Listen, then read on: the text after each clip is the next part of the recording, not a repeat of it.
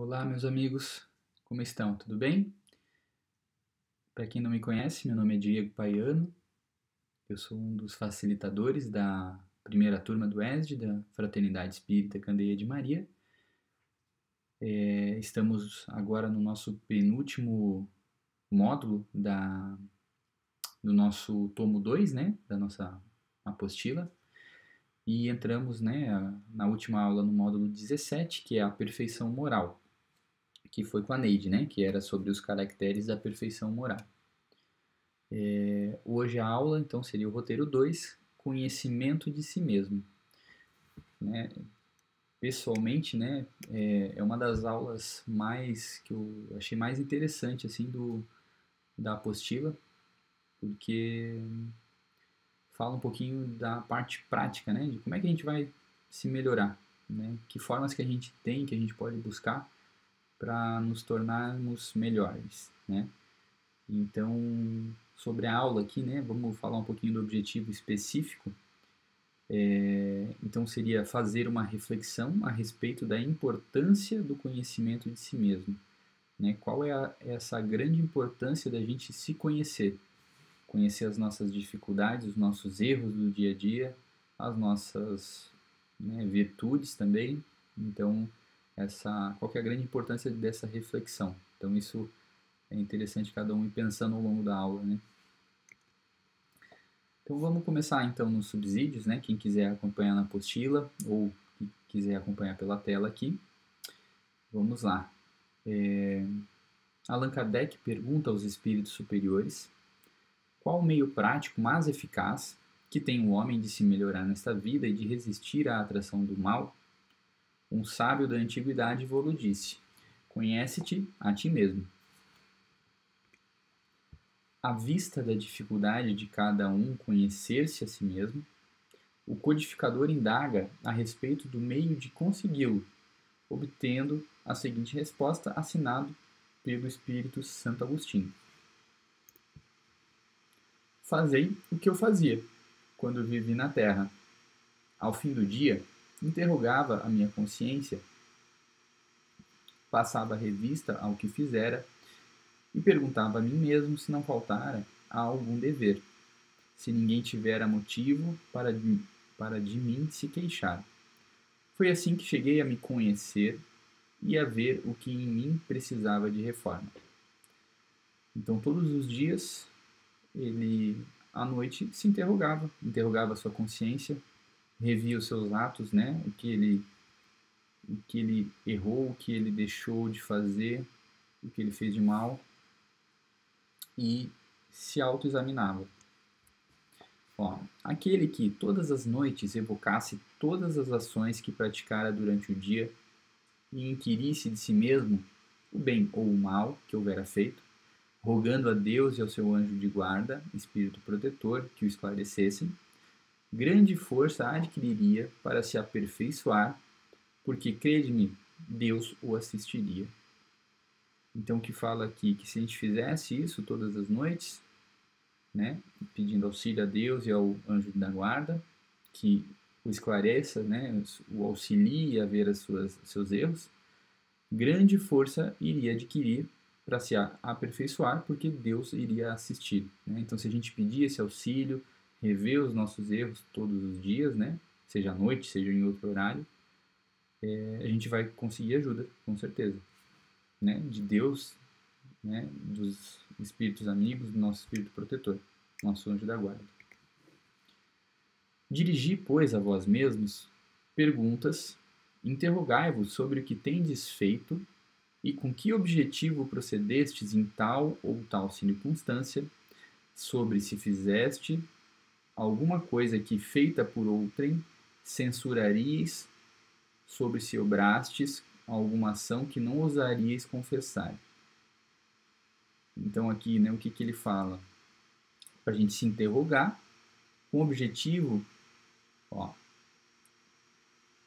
que objetivo procedestes em tal ou tal circunstâncias, e se fosse feita, né, a nossa ação, se fosse feita por outra pessoa, a gente iria censurar, a gente, né, iria dizer que isso foi um mau ato, né? Então, se isso é até bom para a gente botar a mão na consciência e ver se foi um bom ou um mau ato, porque se a gente faz algum ato, né, que a gente está querendo julgar, está querendo saber se é certo ou errado.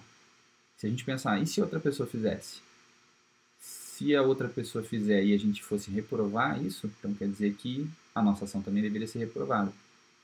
Né? A gente normalmente gosta de tapar o sol com a peneira com as nossas ações, a gente, né, abranda nossas más ações e a gente acaba julgando mais as ações dos outros, né? Normalmente a gente não se julga da mesma forma como que julga os outros. Na verdade, não deveria julgar os outros e deveria não também se julgar, mas rever os atos e ver o que que, o que errou, né?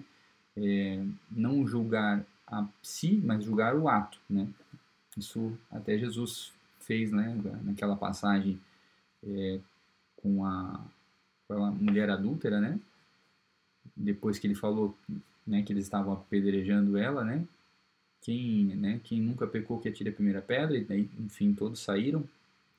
No final, Jesus ainda falou para ela: você vê que ninguém, né, ficou aqui, ninguém permaneceu, e eu também não, não vou te julgar, mas vai e não peques mais. Então ele não julgou a pessoa, né, não julgou ela, mas julgou a atitude, o ato, que não foi um ato correto. Então não seria julgar a pessoa, mas julgar o ato. Então, sobre se fizeste alguma coisa, sobre se obrastes alguma ação que não ousarias confessar, é outra questão também. Então, se tem alguma ação que você fez e que você não ousaria confessar, também quer dizer que não está correto, né? Perguntai ainda mais, se aprouvesse a Deus chamar-me neste momento, teria que temer o olhar de alguém ao entrar de novo no mundo dos espíritos, onde nada pode ser ocultado? Então eu teria vergonha, né, de mostrar minha vida, de mostrar os meus atos, porque do lado de lá todo mundo vê tudo, né? Não tem o que esconder. Então se a resposta for afirmativa, então tem algum problema nisso, né? Examinai o que pudestes ter obrado contra Deus, depois contra o vosso próximo e finalmente contra vós mesmos. As respostas vos darão ou o descanso para a vossa consciência, ou a indicação de um mal que precisa ser curado. O conhecimento de si mesmo é, portanto, a chave do progresso individual. Mas, direis, como há de alguém julgar-se a si mesmo? Então, como é que alguém vai se julgar, né? Então, ele vai questionar aqui, né? Não está aí a ilusão do amor próprio para atenuar as faltas e torná-las desculpáveis? Por exemplo, né, que o avarento se considera apenas econômico e previdente. O orgulhoso julga que em si só há dignidade. Isto é muito real, mas tendes um meio de verificação que não pode iludir-vos.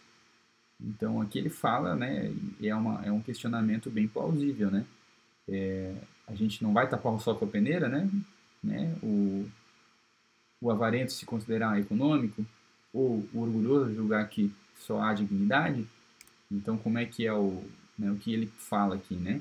Quando estiverdes indeciso sobre o valor de uma de vossas ações, inquiri como a qualificaríeis se praticada por outra pessoa, que eu comentei atrás ali.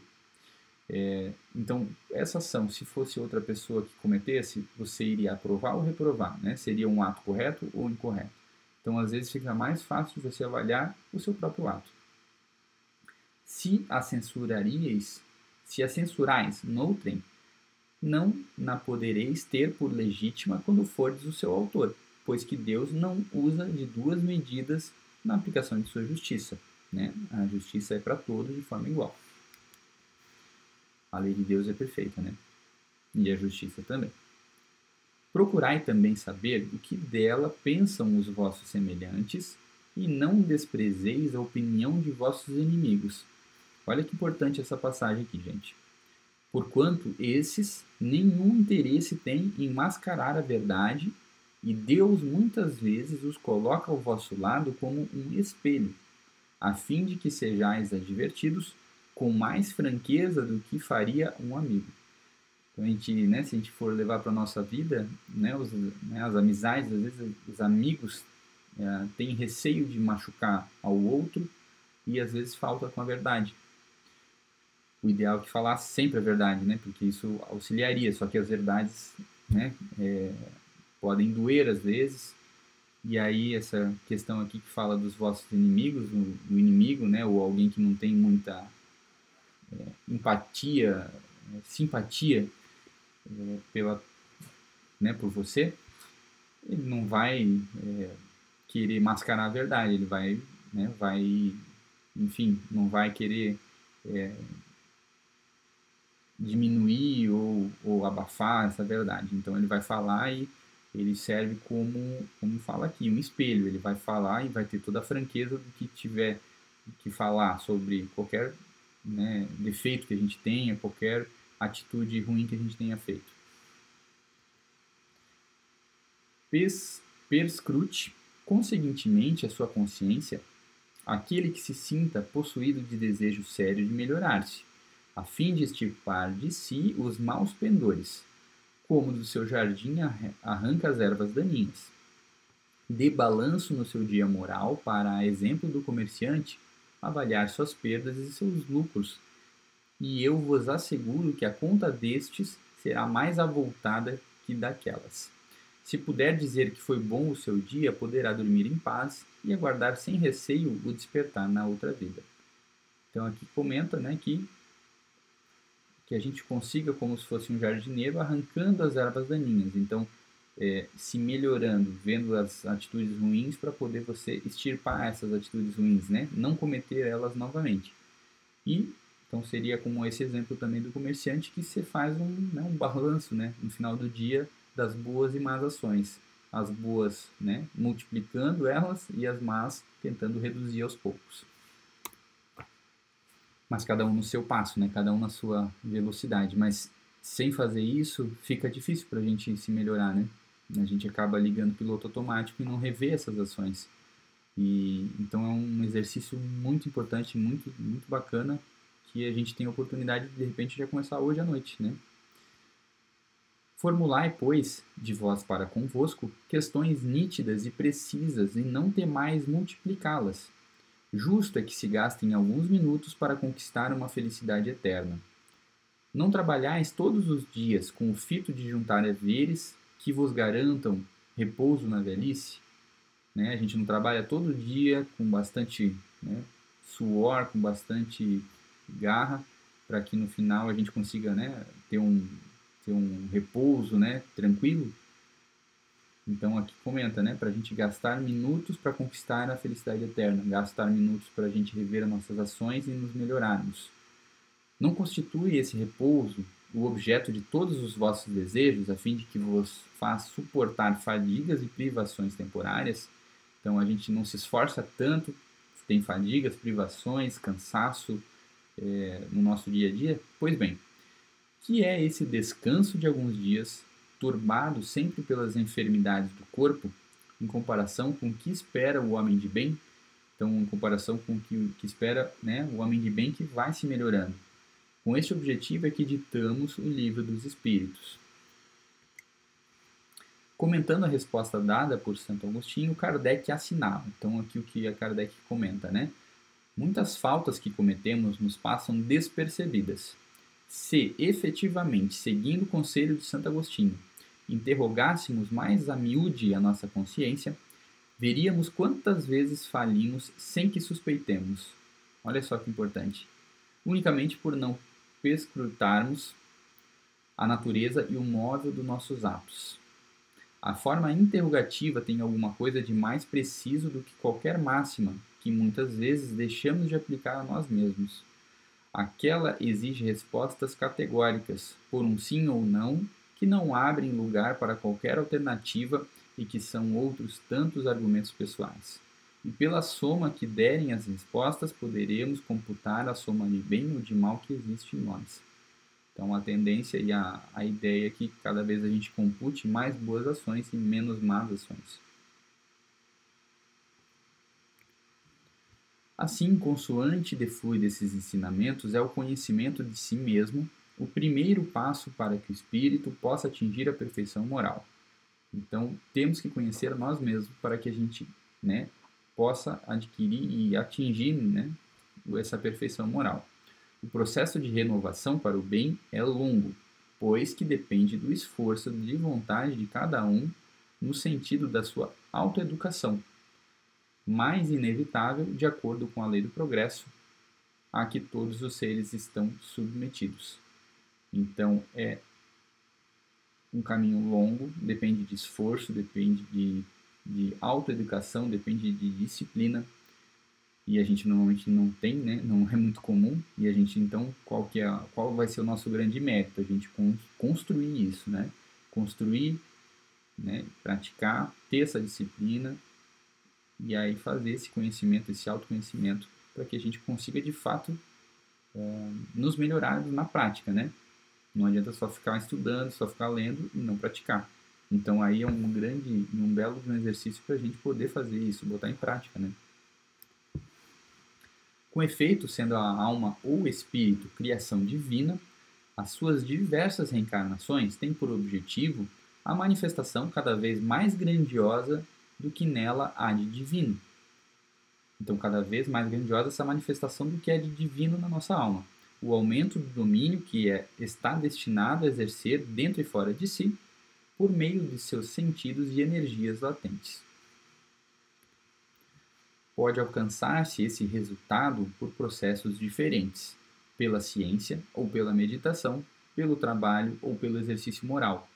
O melhor processo consiste em utilizar todos esses modos de aplicação, em completá-los uns pelos outros. O mais eficaz, porém, de todos é o exame íntimo, a introspecção, que é o que a gente está falando, né? Acrescentamos o desapego das coisas materiais, a firme vontade de melhorar a nossa união com Deus em espírito e verdade, e veremos que toda religião verdadeira, toda filosofia profunda, aí vai buscar a sua origem e nessas fórmulas se resume. Então, né, não desestimulando o materialismo, que seria, né, se desapegando das coisas materiais, e a firme vontade de melhorar a nossa união com Deus. São essas a origem das fórmulas e, né, o que está por trás dessas religiões, né, verdadeiras. O resto, né, que comenta aqui, doutrinas culturais, ritos e práticas, não são mais do que o vestuário externo que encobre, aos olhos das turbas, a alma das religiões. Então, essa parte, né, de doutrinas culturais, ritos e práticas, seria mais um véu, um vestuário externo, mas que a verdadeira essência das religiões vem ali desse desapego das coisas materiais e dessa vontade de melhorar nessa união com Deus, né? Victor Hugo escrevia no Postscriptum de Mavi, Minha Vida, é dentro de nós que devemos olhar o exterior. Inclinando-nos sobre este poço, o nosso espírito, avistamos a uma distância de abismo, em estreito círculo, o mundo imenso. Para que possamos, entretanto, realizar esse encontro com nós mesmos, com vistas à perfeição, é necessário, em especial, aprender a disciplinar o pensamento. Então, aqui comenta da disciplina do pensamento. O pensamento é criador. Não atua somente em roda de nós, influenciando nossos semelhantes para o bem ou para o mal. Atua principalmente em nós. Gera nossas palavras, nossas ações, e com ele construímos, dia a dia, o edifício grandioso ou miserável de nossa vida presente e futura. Então aqui a gente vai ver o quão importante, né, é o nosso pensamento, são os nossos pensamentos. Modelamos a nossa alma e seu invólucro com os nossos pensamentos. Estes pensamentos produzem formas, imagens que se imprimem na matéria sutil, de que o corpo fluídico perispírito é composto. Então, o pensamento é matéria, né? Imprime na matéria sutil, né? De acordo com de que o corpo fluídico é composto. Assim, pouco a pouco, nosso ser povoa-se de formas frívolas ou austeras, graciosas ou terríveis, grosseiras ou sublimes. dependendo se são bons ou maus pensamentos. A alma se enobrece, embeleza ou cria uma atmosfera de fealdade. Então a alma vai criar um ambiente bom, né, favorável, bonito, né, embelezador, ou uma atmosfera de fealdade, né, de feiura. Segundo o ideal a que visa, a chama interior aviva-se ou obscurece-se. Tudo isso de acordo com os bons ou maus pensamentos que a gente tiver. Se meditarmos em assuntos elevados, na sabedoria, no dever, no sacrifício, nosso ser impregna-se pouco a pouco das qualidades de nosso pensamento. É por isso que a prece improvisada, ardente, o impulso da alma para as potências infinitas tem tanta virtude. Nesse diálogo solene do ser com a sua causa, né, com Deus, o influxo do alto, né, invade-nos e desperta sentidos novos. Então aqui comenta também da prece improvisada, né, essa prece que vem do coração, tem tanta virtude, né, é um ato tão bom, né? Então isso também é outra questão, outra forma também de procurarmos evoluir, né? Então a gente está fazendo um apanhado geral aqui de como nos melhorarmos, de como alcançar a perfeição moral.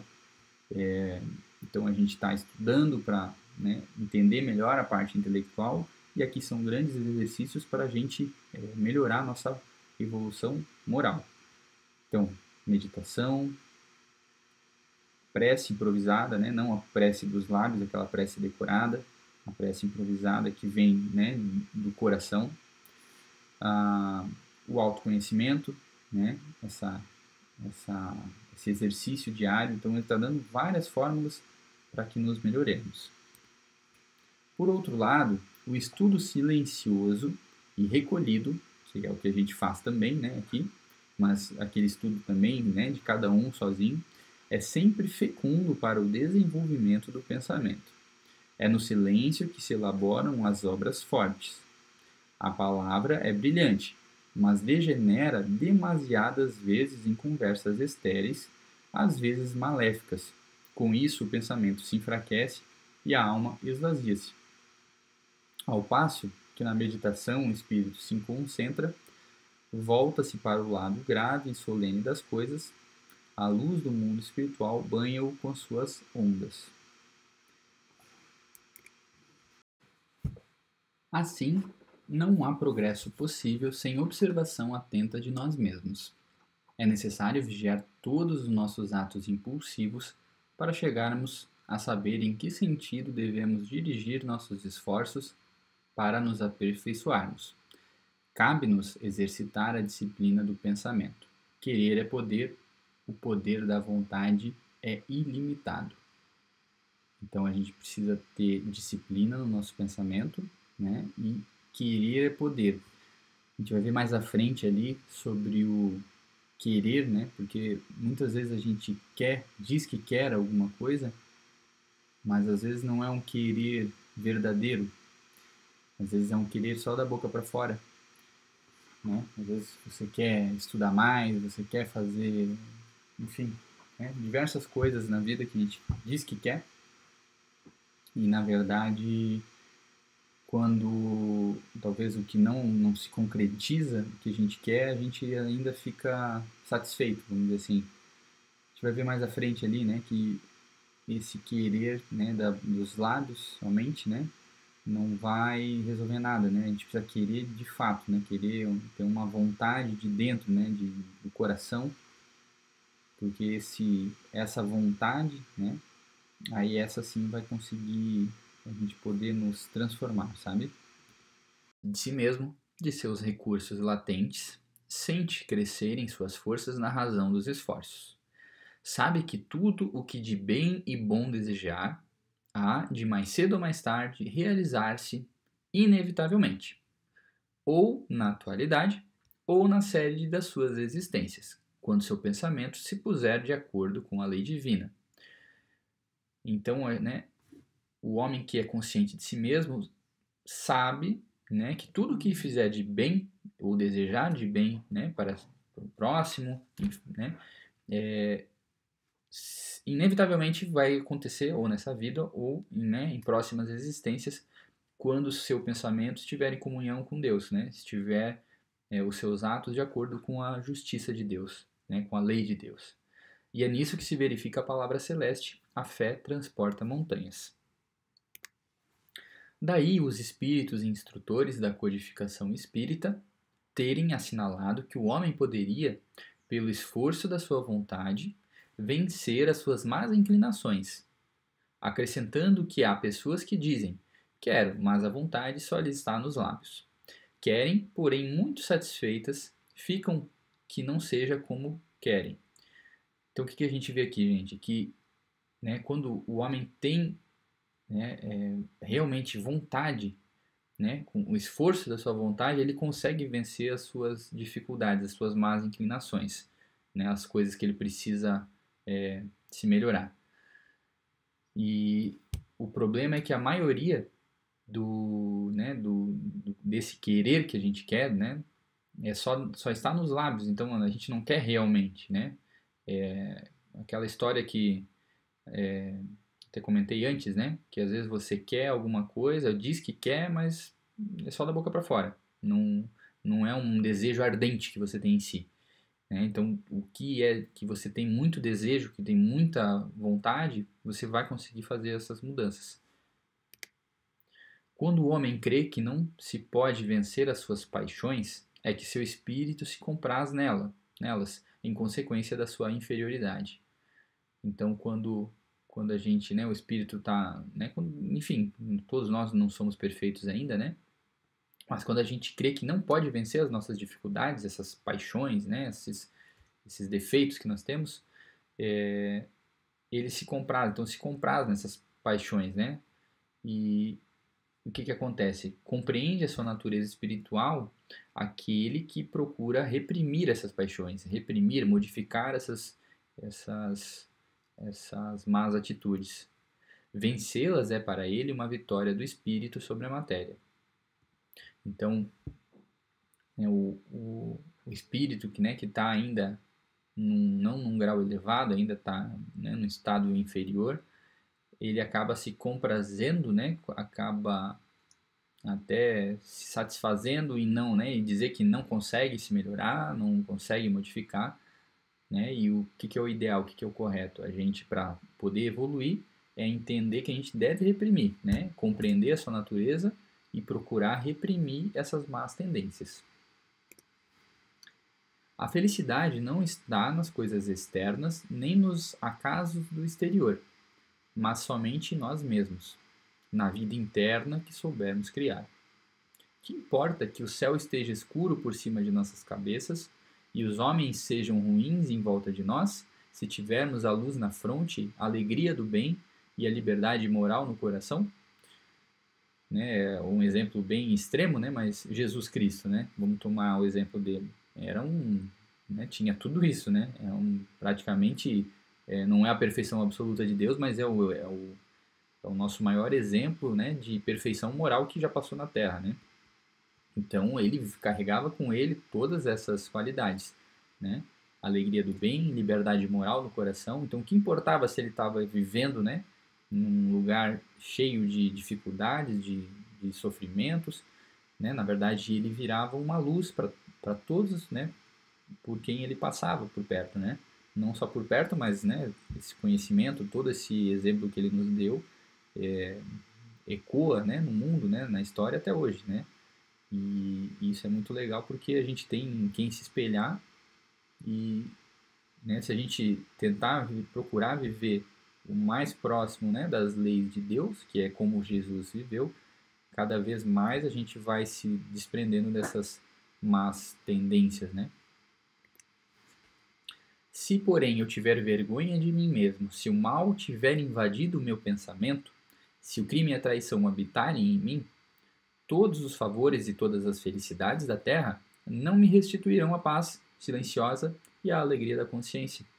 Então, se eu tiver isso dentro, né, arraigado dentro, né, de mim, não vai adiantar nada. Qualquer felicidade terrena, material, não vai resolver problema nenhum. Sempre vai ter algum problema, né? Então a gente precisa interiorizar, ver as dificuldades e tentar procurar vencê-las uma a uma, né? Cada vez dando um passo de cada vez, lógico, né? Cada um no seu grau de evolução, no seu ritmo, na sua velocidade. Mas o que não dá para a gente é parar e estagnar, né?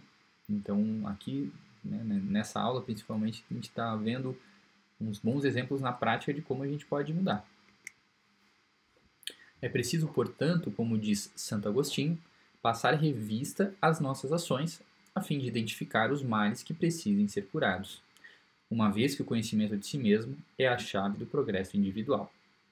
Então a gente precisa conhecer a nós mesmos para, né, identificar quais são as nossas dificuldades e poder nos autoeducar. Para resumir, né, em síntese, pode dizer-se que primeiramente a criatura humana deve buscar conhecer-se a si mesma, para saber como orientar a sua autoeducação, como, né, se melhorar. Não adianta melhorar o outro, né? Cada um já tem, né, problema em excesso, né, que precisa corrigir. Aí tu quer corrigir o do outro, mas na verdade o que é o ideal? Você se corrigir, se melhorar e isso, né, se refletir a pessoas ao nosso redor que nos veem e nos estão na nossa presença e isso estimular elas a também sempre melhorar, né? E a gente levar essa luz, esse conhecimento, né, para todos que a gente consiga. A este conhecimento deve seguir-se ou ser adquirido simultaneamente o do destino que a espera, para que, servindo-lhe de alvo, ela saiba para onde e como dirigir sua ação. Então, esse conhecimento de si mesmo, né, deve ser adquirido simultaneamente com o do destino que espera, né, que nos espera. Porque a gente precisa saber para onde vamos. Né, por isso que é tão importante a gente estar estudando, para a gente poder enxergar o mundo como um todo, né? Entender que não é um mundo somente material, existe um mundo espiritual. Nós não somos esse corpo, nós temos um corpo, mas na verdade nós somos um espírito, né, que está em estado de imperfeição, mas que precisa ainda trabalhar bastante para que atinja essa perfeição moral, que não vai ser hoje nem amanhã, mas um dia vai ser, e a gente precisa, né, aos pouquinhos trabalhando isso. Cumpre-lhe ao mesmo tempo conhecer as qualidades que deve procurar desenvolver em si e os hábitos viciosos e os obstáculos que poderiam embaraçar ou atrapalhar o desempenho da sua tarefa, hábitos e vícios que lhe importa destruir sem contemplações. Então, ao mesmo tempo, a gente precisa conhecer as nossas qualidades para multiplicar elas e entender quais são as nossas dificuldades na prática, quais vícios, quais defeitos que a gente tem, para que a gente consiga ir na raiz deles e, né, pouco a pouco, a gente extirpando eles da gente. Com o conhecimento relativo de si mesmo, indispensável a cada momento da evolução, a fim de que toda a sua ação deve tender com os recursos morais e as experiências próprias e alheias que lhe facilitam a atuação no plano em que se move, pode muito bem o indivíduo orientar a sua autoeducação. Então, com esse conhecimento que a gente tem de nós mesmos, que é relativo, não é absoluto, né? Então, ele é indispensável. Fim é que toda ação, então, com os recursos morais e as experiências que a gente vive e as experiências que a gente vê ao nosso redor, de amigos e de pessoas próximas, né? Com todos esses recursos, a gente consegue, daí sim, né, bolar essa autoeducação, ver quais as dificuldades que a gente precisa corrigir e como fazer isso. Acima de tudo, porém, busquemos o amor, essência de tudo que há de divino em nós, farol orientador dos nossos esforços de autoeducação. A todas as interrogações do homem, às suas hesitações, a seus temores, às suas blasfêmias, uma voz grande, poderosa e misteriosa responde: aprende a amar. Então, né, a gente vai ver que tudo se resume no amor. Amor a si e amor ao próximo. O amor é o resumo de tudo, o fim de tudo.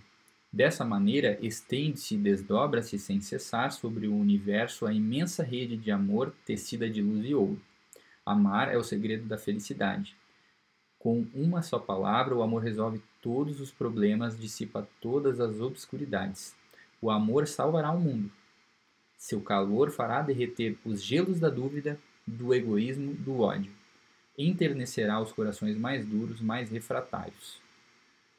Então, o amor que é o resumo de tudo. A gente precisa, né, cada vez mais desenvolver esse sentimento, né, sublimar cada vez mais esse sentimento e, né, que a gente aprendeu que começa esse amor, a gente desenvolve ele na nossa família, né, e isso a gente vai desenvolvendo, melhorando para que a gente possa ter esse, né, esse sentimento de amor não só pelas pessoas da nossa família, amigos, pessoas próximas, né, e com a nossa evolução, né, se a gente for ver o exemplo de Jesus Cristo, ele amava a todos, né. Então, esse amor de ter respeito, né, de auxiliar, de se doar, esse é o objetivo, um dos objetivos, né, que a gente vai ter com a nossa evolução. Então, para resumir a história, gente, essa aula, né, foi bem pragmática, né, bem prática, porque ele dá um roteiro de como a gente pode, né, pode se melhorar, fazendo meditação, né, estudando, fazendo a prece, né? A prece não dos lábios, não a prece mecanizada, mas a prece, né? Aquela prece que vem do coração, aquela prece natural, espontânea, né? Que aí vai conseguir ligar, né? Nós com Deus. Então a prece é muito importante, essa autoanálise, né? Esse exercício que Santo Agostinho fez na vida dele e que ele, né, deu de exemplo para que possamos fazer também. Então, essa autoanálise é muito importante, né? E quem sabe, né, como é uma parte bem prática, né, seria legal de repente todo mundo hoje, né, quando for deitar, já iniciar, né, já começar a fazer esse exercício. O legal é começar a fazer e fazer todo dia. Lembrar da disciplina, que é uma coisa muito importante, né? Não adianta a gente fazer hoje, amanhã não fazer, depois esquecer e depois nunca mais fazer. Né? Então, ter disciplina de praticar esses atos, né? Tanto dessa autoavaliação, da prece, vigiar os pensamentos, né? Não ter pensamentos ruins, porque a gente lembra que, né, pensamento gera energias ruins, pensamentos ruins, né? Então, às vezes vai vir pensamentos ruins, mas a gente precisa tentar bloquear e não continuar pensando, porque às vezes vai vir e não tem o que fazer, mas a gente tem que aprender a bloquear e mudar o pensamento para outras coisas boas. É fácil falar, mas a gente precisa saber o que tem que fazer, né? E aí cada um tem que ir descobrindo a melhor forma com que cada um, né, se encontre, né? Beleza, gente? Espero que tenham gostado da aula de hoje. Quem curtiu aí, se puder dar um like aí no vídeo. Quem não está inscrito no canal, se puder também, né, apertar o botão ali para inscrição. Toda semana tá saindo as aulas, estão saindo as aulas do EDD, estão saindo as palestras. Então, para poder estar sempre recebendo esse conteúdo, se inscreva também, certo? Para os nossos alunos, então, nos encontramos agora no nosso chat, né, para a gente conversar um pouquinho. E até a próxima. Um grande abraço e até mais.